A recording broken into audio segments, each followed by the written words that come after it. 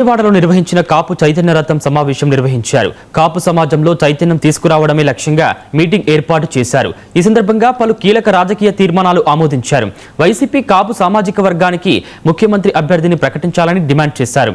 TDP ఎన్నికల హామీలను అమలు చేయాలని, జనసేనకు కూటమిలో సముచిత స్థానం కల్పించి పవన్ కళ్యాణ్ను సీఎం అభ్యర్థిగా ప్రకటించాలని కోరుతూ తీర్మానాలు చేశారు. అలాగే కాపు ఉపవర్గాలన్నీ ఐక్యంగా ఉండాలని, బలిజ సామాజిక వర్గానికి తగిన రాజకీయ ప్రాతినిధ్యం కల్పించాలని సమావేశం పిలుపునిచ్చారు.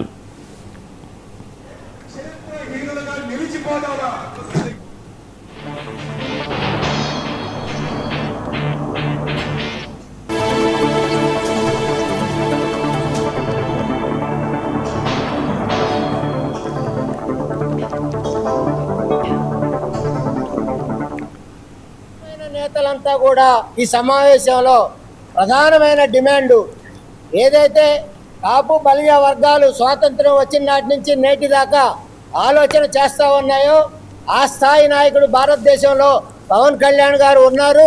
సాక్షాత్తు మోడీ గారు మేరే పీచే పవన్ కళ్యాణ్ హై అనేది ప్రత్యేకంగా అనేక సందర్భాల్లో చెప్పారు.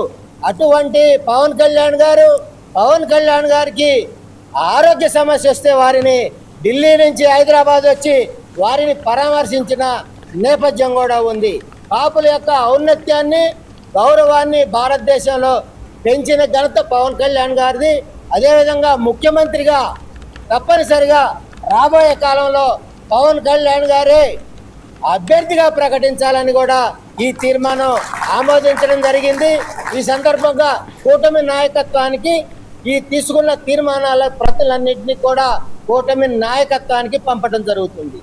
రాష్ట్రం నలుమూల నుండి వచ్చిన అశేషమైన కాపు సోదరులందరూ కూడా ఇక్కడ ఒక తీర్మానం చేయటమైనది.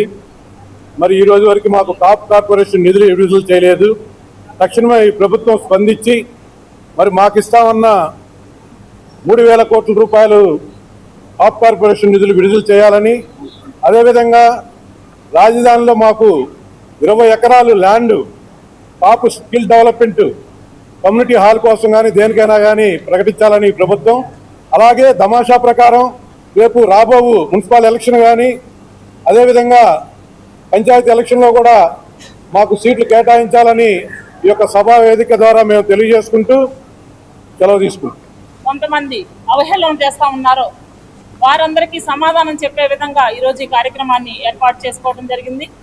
మరి పవన్ కళ్యాణ్ గారిని ఒక కులానికి ఆపాదించి కులం చుట్టూ తిప్పుతున్నటువంటి కుహాన రాజకీయ నాయకులకి సమాధానం చెప్పే విధంగా ఈరోజు అంగరంగ వైభవంగా సుమారు 1,500 మంది పైచిలకు ఈ కార్యక్రమానికి హాజరవడం కూడా మాకు చాలా సంతోషంగా ఉంది. ఎందుకు 1,500 మంది అని స్పెసిఫిక్ గా చెప్తున్నానంటే, నేను ఎవరికి కూడా ఆహ్వానం అనేది పంపించలేదండి. కేవలం డిజిటల్ క్యాంపెయిన్ చేయడం జరిగింది. దాన్నే ఆహ్వానంగా భావించి ఇంతమంది పెద్దలు ఇక్కడ రావడం కూడా చాలా సంతోషంగా ఉంది.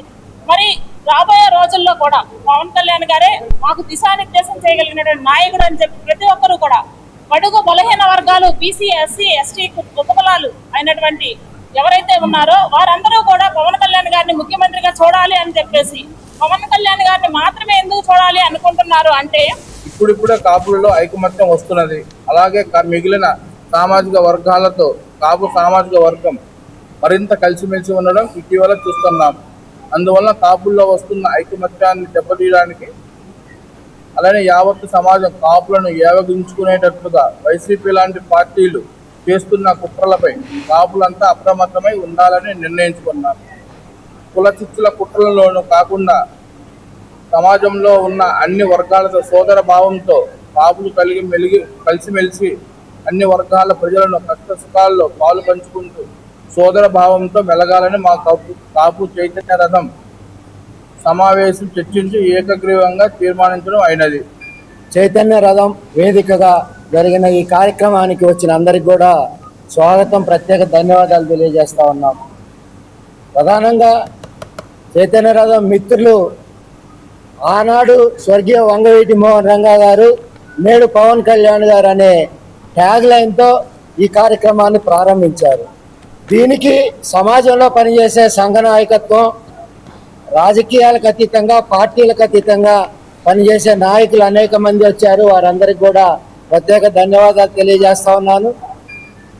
ఈరోజు విజయవాడ వేదికగా జరిగినటువంటి కాపు చైతన్య రథం పేరుతోటి ఇక్కడ సమావేశం అవడానికి ముఖ్యమైన కారణం ఏంటంటే తాజా రాజకీయ నేపథ్యంలో పవన్ కళ్యాణ్ గారికి మూకుమ్మడిగా మద్దతు తెలియజేసేటువంటి అంశం. ఎందుకంటే రాష్ట్రంలో తాజాగా జరిగినటువంటి కొన్ని రాజకీయ వ్యవహారాల్లో కాపుల్లో చీలిక అనేటువంటి ఒక ప్రచారాన్ని విస్తృతంగా తీసుకెళ్ళి నానా యాగి చేస్తున్నారు. అటువంటి ఆటలు కుదరవు. కాపు సామాజిక వర్గం ఎప్పుడూ వన్ సైడ్ గానే ఉంటుంది. గతంలో 1989లో చూశారు, అలానే మొన్న 2024లో చూశారు. కాపులు మొత్తం ఏకతాటి మీద నడిస్తే ఫలితం ఏ విధంగా ఉంటుంది అనేది ఆంధ్రప్రదేశ్ రాష్ట్ర రాజకీయాల్లో ప్రకంపనలు రేపేటువంటి ఫలితాలు. నేను కోనసీమ జిల్లా నుంచి వచ్చాను. నా పేరు కల్వకొండ తాతాజీ, అమలాపురం మాది. ఈరోజు విజయవాడలో కాపు చైతన్య రథం సమావేశానికి వచ్చిన మీడియా సోదరులందరికీ కూడా నమస్కారం తెలియజేస్తున్నాను. చాలా సంతోషం.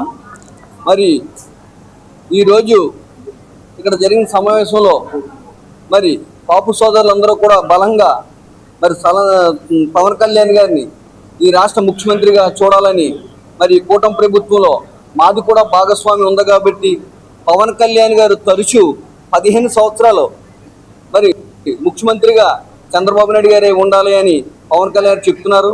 ఆ రకమైన కాంబినేషన్లో ఈ కూటమి ప్రభుత్వం నడవాలి అని అంటే కంపల్సరిగా భాగస్వామ్యం మాది కూడా ఉంది కాబట్టి పవన్ కళ్యాణ్ గారిని ఈ రాష్ట్రానికి ముఖ్యమంత్రిగా 2029 ముందే ఈ రాష్ట్రానికి ముఖ్యమంత్రిగా ప్రకటిస్తే మరి ఈ కూటమి ప్రభుత్వం 15 సంవత్సరాలు కూటమి ప్రభుత్వం నడుస్తుంది. చంద్రబాబు నాయుడు ముఖ్యమంత్రిగా, మళ్ళీ 2 సంవత్సరాలు పవన్ కళ్యాణ్ ముఖ్యమంత్రిగా నడిచే విధానంలో ఈ కాంబినేషన్లో నడిస్తే మరి తిరిగి లేదు.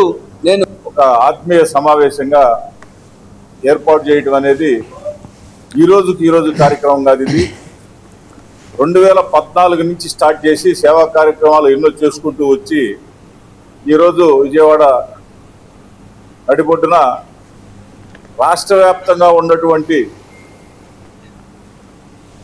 కాపు జాతికి సంబంధించిన అతిరథ మహారాజులందరూ కూడా ఈ కార్యక్రమానికి రావడం జరిగింది. దీనిలో ముఖ్య ఉద్దేశం ఏంటంటే ప్రతి వైసీపీ పార్టీ అవ్వచ్చు, తెలుగుదేశం పార్టీ అవ్వచ్చు, కాంగ్రెస్ అవ్వచ్చు, ఇతర పార్టీలన్నీ కూడా ఎలా అయితే రాజకీయం కోసం ఒక 100 సంవత్సరాలు మేమే పరిపాలించాలనే ఆలోచనతో రాజకీయం చేసుకుంటూ వచ్చే సందర్భంగా మా కాపు జాతికి దిశానిర్దేశం లేని పరిస్థితి రంగా గారు చనిపోయిన తర్వాత.